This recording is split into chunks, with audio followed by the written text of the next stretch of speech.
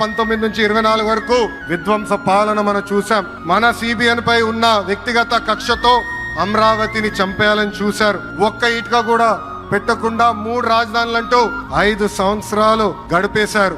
8 ఏళ్ల పిల్లోడి దగ్గర నుంచి 80 సంవత్సరాల వృద్ధుల వరకు జై అమరావతి అంటూ జెండా బతుకుని రోడ్డు పైకి వచ్చి ధర్నాలు చేస్తాం, పోరాటాలు చేస్తాం మనందరం చూసాం. జై అమరావతి అన్నందుకు రైతులకి సంఖ్యలేశారు. జై అమరావతి అన్నందుకు మహిళా రైతుల్ని పోలీస్ బూటులతో తన్నిచ్చారు. జై అమరావతి అన్నందుకు రైతుల్ని ఏకంగా పేడ్ ఆర్టిస్టులు అన్నారు. ఎన్ని అరాచకాలు చేసినా అమరావతి రైతులు తగ్గేదే లేదన్నారు.